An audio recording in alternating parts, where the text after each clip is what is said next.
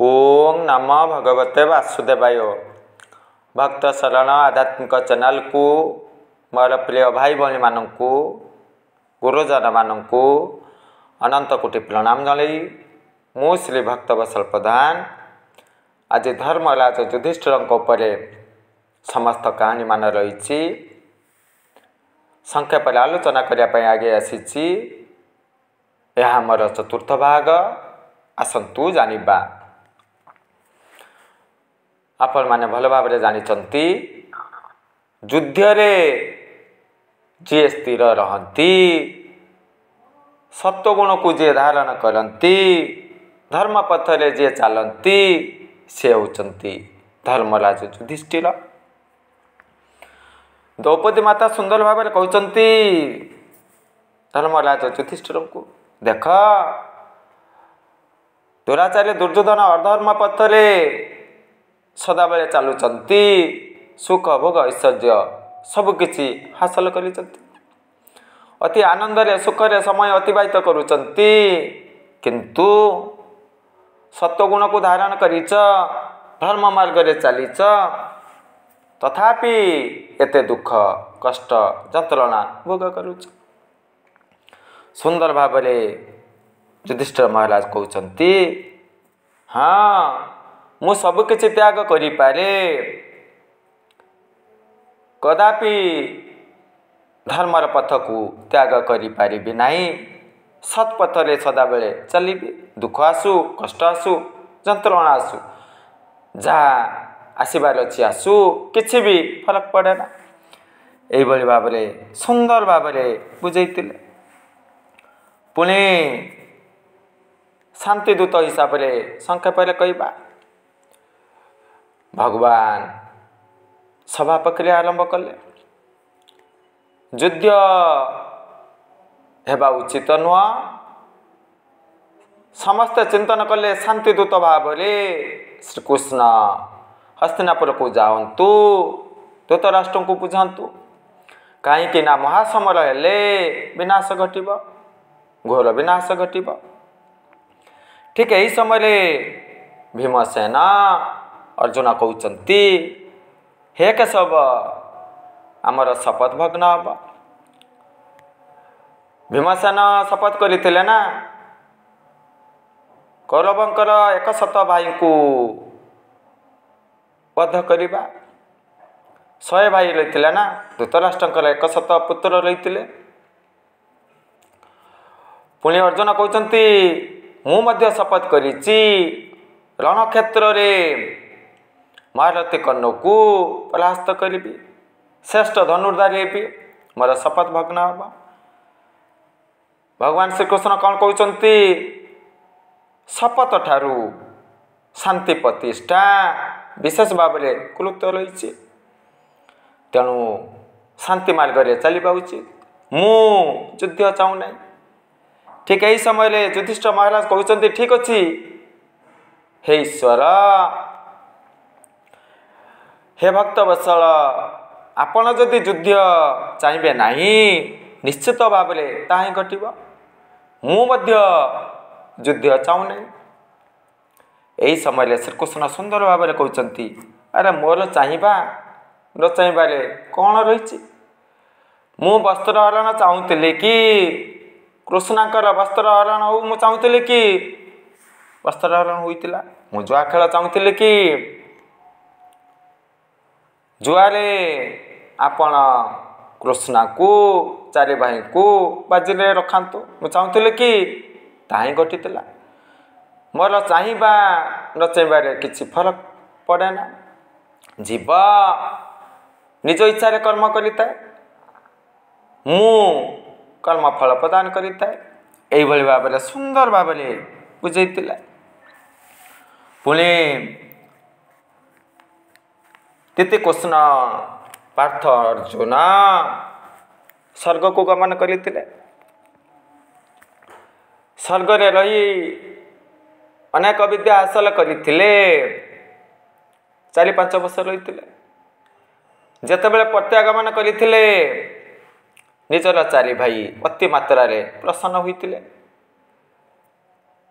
द्रौपदी माता खुशी होते कौन करेंगे चारि भाई रही ना से मूल्यवान द्रव्य प्रदान करते उपहार प्रदान करते निजर ज्येष्ठ भ्राता स्वर्गर नक्शा प्रदान करते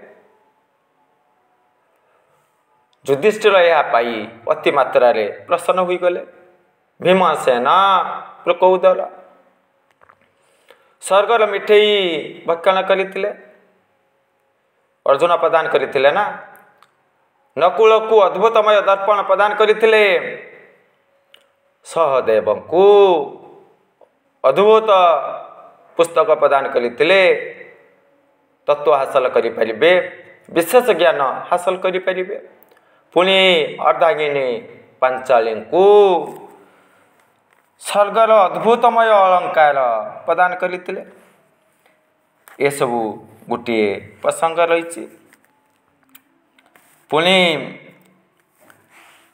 आंबखिया प्रसंग रही कृष्णर माया गोचर जई भ्रमंती ब्रह्मासुर पांच भाई पांचाली श्रीकृष्ण गमन करुले आश्रम पड़ा ना से आश्रम निकट में अद्भुतमय आंब गच रही असमय आंब पाचिला द्रौपदी माता वृक्षरू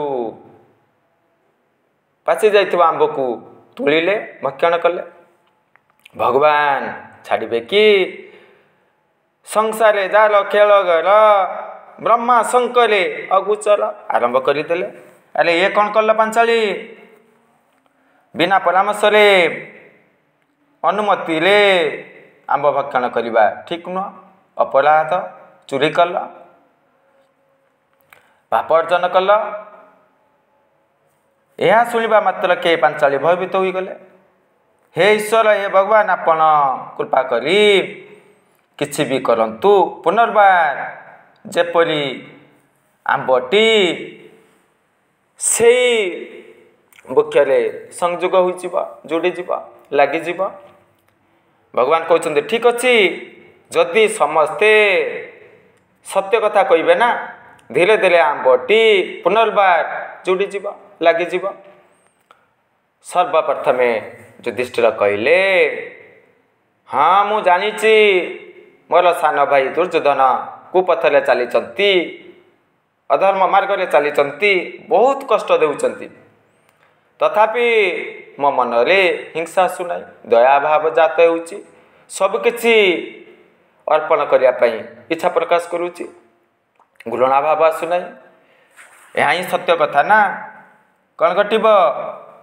आंबटी किछि मात्रा ऊपर को उठीगला तापर भीमसेन कल पाली पड़ो ना सुंदर भाव भीमसेन कहते मोर ज्येष्ठ भाई को जे अपमान करे मु सह्य कर ना पुणी मोर गदा को जी निंदा करे मु सह्य कर ना यह ही सत्य कथा आंबटी आउ टिके ऊपर को गला अर्जुन पाली पड़ो ना अर्जुन सुंदर भाव कहते मोर सखा को जे निंदा करती मु सह्य कर ना मोर गांडीब को जे निंदा करती अपमान करती मु सह्य कर ना यह ही सत्य कथा आंब पुणी ऊपर को उठिला नकुल पाली पड़ो ना नकुल कहते मु पांचाली को ईर्षा कले अतीव रमणीया पुणी मो मन अहं जात हुए मु अतीव सुंदर युवक आंबटी आउ टिके ऊपर को उठिला सहदेवंकर पाली आसिला मु आगत भविष्यत विषय गणना करिपारे विशेष ज्ञान हासिल करिछि सेतिपाई मो मन अहंग रही यह ही सत्य कथा आंबटी ऊपर को उठिला तापर कौन घटब कृष्ण कल पाली पड़ो ना सुंदर भाव कहते मु यही पांच भाई पत्नी रही तु मोर मन गर्व आसे खुशी लगे मोर पतिगण परम वीर ଶ୍ରୀକୃଷ୍ଣ ହସିଲେ, ନା ଏହା ସତ୍ୟ ହୋଇପାରେ, କିନ୍ତୁ ପ୍ରକୃତ ସତ୍ୟ ପ୍ରକାଶ କରୁନ। କୁହନ୍ତୁ, ତେବେ ଯାଇ ଆମ୍ବଟି ଯୋଡ଼ିଯିବ, ଲାଗିଯିବ। କହୁଛନ୍ତି ନା, ଭଗବାନ ଚାହୁଁଛନ୍ତି ମୁଖରେ ପ୍ରକୃତ ସତ୍ୟ କଥା କୁହନ୍ତୁ।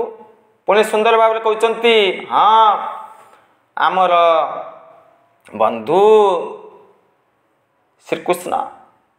ଶ୍ରୀକୃଷ୍ଣକୁ ବନ୍ଧୁ ରୂପରେ ପାଇ ଆମ୍ଭେମାନେ ଅତି ଖୁସି।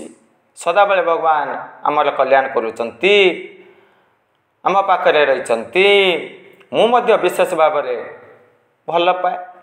ତଥାପି ଆମ୍ବଟି ଯୋଡ଼ି ନଥିଲା। ତାପରେ କ'ଣ ଘଟିବ? ହଁ, ଭଗବାନ କହୁଛନ୍ତି, ନା ପାଞ୍ଚାଳି ପ୍ରକୃତ ସତ୍ୟ କଥାଟି କୁହନ୍ତୁ, ଯୋଡ଼ିଯିବ। ତାପରେ କ'ଣ କହିବେ? ପ୍ରକୃତ ସତ୍ୟ କଥାଟି କହିଦେଲେ, ଯଦି ମହାରଥୀ କର୍ଣ୍ଣ ମୋର ଷଷ୍ଠ ପତି ହୁଅନ୍ତି କିମ୍ବା ପତି ହୁଅନ୍ତି, ତେବେ ବ୍ରହ୍ମାଣ୍ଡରେ ଆଉ ଶ୍ରେଷ୍ଠ ଧନୁର୍ଧାରୀ ରହିପାରିବେ ନାହିଁ। ସାରା ବିଶ୍ୱକୁ ଆମେ ଜୟ କରିପାରିବା। ଏହି କଥା କହିବା ମାତ୍ରକେ କ'ଣ ଘଟିବ? ଆମ୍ବଟି ଯୋଡ଼ିଗଲା। ଭୀମସେନ ପବନ ସୁତ ନା, ଭୟଙ୍କର ଭାବରେ କ୍ରୋଧାନ୍ୱିତ ହୋଇଗଲେ। ଆରେ ଆମର ଚିରଶତ୍ରୁ କର୍ଣ୍ଣକୁ ପତି ରୂପରେ କାମନା ରଖିଛନ୍ତି। ନା, ମୁଁ ବଧ କରିବି, ହତ୍ୟା କରିବି। କ୍ରୋଧାନ୍ୱିତ ହୋଇଗଲେ। କ୍ରୋଧ ବିଶେଷ ଭାବରେ ରହିଥାଏ ନା। ଭଗବାନ ବୁଝେଇଲେ, ଭୀମସେନ କ'ଣ କରୁଛ? ଆଦ୍ୟାଶକ୍ତି ଯୋଗ ମାୟାଙ୍କର ଅଂଶ ବିଶେଷ ଦ୍ରୌପଦୀ, ତାଙ୍କୁ ବଧ କରିବା ଏତେ ସହଜ ନୁହଁ। ଏଇ ଦ୍ରୌପଦୀ ମାତା କିଏ? ନିଶ୍ଚିତ ଭାବରେ ମୁଁ ତୁମକୁ ଜଣେଇବି। ମଧ୍ୟରାତ୍ରିରେ ଆସ। 5 ଭାଇ ମଧ୍ୟରାତ୍ରିରେ ଆସିଲେ। ସେଇ ଦ୍ରୌପଦୀ ମାତା ଯୋଗିନୀ ରୂପ ଧାରଣ କଲେ, ଆଦ୍ୟାଶକ୍ତି ଯୋଗମାୟା ରୂପ ଧାରଣ କଲେ। ଚତୁଃପାର୍ଶ୍ୱରେ ଯୋଗିନୀ ରହିଥାନ୍ତି, ରକ୍ତପାନ କରୁଛନ୍ତି। ଏହିଭଳି ଦୃଶ୍ୟ ଦେଖି ଆଶ୍ଚର୍ଯ୍ୟ ହୋଇଗଲେ। ଦେଖିଲେ ତ ଦ୍ରୌପଦୀ ମାତା କିଏ? ଏବେ ଜାଣିଲ ତ? ପ୍ରଭୁ ଶ୍ରୀକୃଷ୍ଣ ବୁଝେଇଦେଲେ। ତାପରେ ଧର୍ମରାଜ ଯୁଧିଷ୍ଠିର ଶ୍ରୀକୃଷ୍ଣକୁ ପ୍ରଶ୍ନ ପଚାରୁଛନ୍ତି, କ'ଣ କଲେ ମାୟାରୁ ଉଦ୍ଧାର ପାଇପାରିବା? ସ୍ୱଦେହରେ ସ୍ୱର୍ଗପୁରକୁ ଗମନ କରିବି, ମୁକ୍ତି ପାଇବି। ହେ କେଶବ, ଆପଣ କୃପା କରନ୍ତୁ। ଠିକ୍ ଅଛି, ନିଶ୍ଚିତ ଭାବରେ এই যোগমায়া ଚାହିଁଲେ, এই ଆଦ୍ୟାଶକ୍ତି ଚାହିଁଲେ ମୁକ୍ତି ପାଇବ। ବ୍ରହ୍ମ ମୁହୂର୍ତ୍ତରେ ଦ୍ରୌପଦୀ ମାତା ନଦୀରେ ସ୍ନାନ କରନ୍ତି, ବସ୍ତ୍ରକୁ କୂଳରେ ରଖନ୍ତି, ଉଲଗ୍ନ ହୋଇ ସ୍ନାନ କରନ୍ତି। ଯେତେବେଳେ ସ୍ନାନ କରିସାରି ନଦୀର ତଟକୁ ଆସିବେ, ଠିକ୍ ଏହି ସମୟରେ ତାଙ୍କର ପାଦ ଧରି ତଳେ ପଡ଼ିଯିବ। ମୋତେ ଉଦ୍ଧାର କରନ୍ତୁ, ମୁକ୍ତି ପ୍ରଦାନ କରନ୍ତୁ, କଲ୍ୟାଣ କରନ୍ତୁ, ଏଇଭଳି କହିବେ। ଯେତେବେଳେ ସେ କହିବେ, ହଁ ନିଶ୍ଚିତ ଭାବରେ ତୁମର କଲ୍ୟାଣ ଘଟିବ, ମୁକ୍ତି ପାଇବ, ସେତେବେଳେ ଯାଇ ପାଦ ଛାଡ଼ିବ। ଭଗବାନ ଏଇଭଳି କଥା କହିଲେ। ଧର୍ମରାଜ ଯୁଧିଷ୍ଠିର ଛାଡ଼ିବେ କି? ତାହା ହିଁ କଲେ। ଯେତେବେଳେ ଦ୍ରୌପଦୀ ମାତା ସ୍ନାନ କରି ଆସୁଥିଲେ, ପାଦ ତଳେ ପଡ଼ିଗଲେ, କୃପା କରନ୍ତୁ, ଭବସାଗରରୁ ଉଦ୍ଧାର କରନ୍ତୁ, ରକ୍ଷା କରନ୍ତୁ, କଲ୍ୟାଣ କରନ୍ତୁ। ହଁ ହଁ, ମୁଁ କୃପା କଲି, ଉଦ୍ଧାର ପାଇଯିବ। ତାହା ହିଁ ଘଟିଥିଲା। ଯେତେବେଳେ 5 ଭାଇ ସ୍ୱର୍ଗକୁ ଆହରଣ କରୁଥିଲେ, ଜଣେ ପରେ ଜଣେ ସ୍ୱଦେହରେ ଗମନ କରିପାରିଥିଲେ କି? କଦାପି ନୁହଁ। କେବଳ ଧର୍ମରାଜ ଯୁଧିଷ୍ଠିର ହିଁ ସ୍ୱର୍ଗକୁ ଗମନ କରିଥିଲେ। ଏହିଭଳି ଗୋଟିଏ କାହାଣୀ ରହିଛି। ପୁଣି ଅର୍ଜୁନ ଯେତେବେଳେ ଦିବ୍ୟାସ୍ତ୍ର ପ୍ରୟୋଗ କରି ଜଣାଇବାକୁ ଚାହୁଁଥିଲେ, ଦେଖ ମୁଁ କେତେ ଶକ୍ତି ହାସଲ କରିଛି, ଭାଇମାନଙ୍କୁ ଖୁସି କରିବା ପାଇଁ ପ୍ରକ୍ରିୟା ଆରମ୍ଭ କରିଥିଲେ, ଆକାଶବାଣୀ ହୋଇଗଲା, ଦିବ୍ୟାସ୍ତ୍ର ଖେଳନା ନୁହଁ। ଯଦି ଅକାରଣରେ ବ୍ୟବହାର କରିବ, ସୃଷ୍ଟି नष्ट हे ध्वंस हे प्रलय आसव यही भाव गोटे कहानी रही पुणी शांतिदूत हिसाब से भगवान तो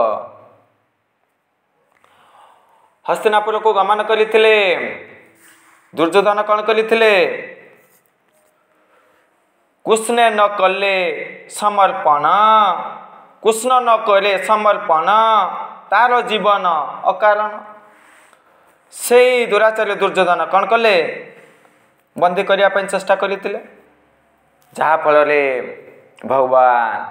भगवान को किए बंदी कर भक्त ही बंदी करें ना विशाल रूप धारण कले एवं से हस्तिनापुरवासी दुर्योधन भयभीत हो गले तापर कौन घटव महारथी कर्ण क्षमा मागिले मोर मित्र जहाँ कले ठीक कर नथिले से मु क्षमा मागुची भगवान कौन करेंगे कर्ण को कहले तुम सहित मोर विशेष आलोचना रही महारथी कर्ण कौन कहले ठीक अच्छी मु आपणकर सारथी हेबी आपण रथरे बसबे भगवान कहते दुर्योधन निकट को आपण मते नहीं जिबे कि महारथी कर्ण कौन कहते से कृष्ण कहते ना सुंदर भाव कहते आपण जदि न चाहिए कहीं भी किसी करें ना तापर कौन कहते सुंदर भाव कहते आपण होती कुंतेय युधिष्ठिरंकर ज्येष्ठ भाई पांडव पक्षर रुहंतु दुर्योधन को त्याग करंतु यही कथोपकथन चली महारथी कर्ण कौन कहते मु दुर्योधन ऋणी बलिदान दे ऋण मुक्त हेबी हे केशव हे पतित पावन हे भावग्राही कृपा करंतु मु युधिष्ठिरंकर ज्येष्ठ भाई ए कथा कदापि युधिष्ठिर को कहे ना शुणा मात्र के समर प्रक्रिया बंद हो मते मुकुट प्रदान करदेवे इंद्रप्रस्थर मु राजा हेबी ना मु कौन करी मोर मित्रंकर ऋणी ना मुझे मुकुट प्रदान करदेवी चिरदिन दुराचारी दुर्योधन सम्राट होइजिबे पांडव दुख पाइबे यही विषय वस्तु रही गोटे पटले भगवान शांतिदूत हिसाब से हस्तिनापुर पहुँची अपमान होते पुणी सेपटे शंकुनी पुत्र को दुर्योधन पठे दूत हिसाब से कटु वाक्य प्रयोग करते रे युधिष्ठिर तुमको कष्ट देली तुमर पत्नी को वस्त्रहरण कली प्रतिशोध निय समर कर कौन पाई शांति दूत पठाऊच अर्जुन को धिक्कार करते अरे बणरे रुह बणवासी तोर वीरत्व नाही नंपुसक यही कटु कथा प्रयोग करते भयंकर भाव अर्जुन भीमसेन को दानित होते युधिष्ठिर कौन कहले अरे ये तो दूत ना दूत को उचित सम्मान दबा उचित असम्मान करने उचित नुह दूत तो तार कर्म करिछि ताको क्षमा प्रदान करंतु यही प्रसंग रही पुणी महाभारत समर प्रक्रिया आरंभ होता जेतेबेले धर्मराज युधिष्ठिर सहित महारथी कर्णकर समर प्रक्रिया आरंभ होता कर्ण परम वीर थे क्षताक्त करदे रक्ताक्त होते धर्मराज युधिष्ठिर तापर कौन घटव माँ को तो वचन देते ना मु मल्ले 5 अर्जुन मल्ले 5 चारि भाई को मु कदापि बध करी ना युधिष्ठिर को बध करी ना भीमसेन को बध करी ना नकुल को बध करी ना सहदेव को बध करी ना यही चारि भाई को समर परास्त करते चाहिए बध कर पारि था କ୍ଷତାକ୍ତ ହୋଇଥିଲେ। ତାପରେ ସନ୍ଧ୍ୟା ସମୟ ହୋଇଗଲା, ଯୁଦ୍ଧର ବିରତି ସମୟ ଆସିଗଲା ନା। ଯୁଧିଷ୍ଠିର ଅର୍ଜୁନଙ୍କ ନିକଟକୁ ଗଲେ, ଆରେ ତୁମ ପରି ଧନୁର୍ଧାରୀ ବୀର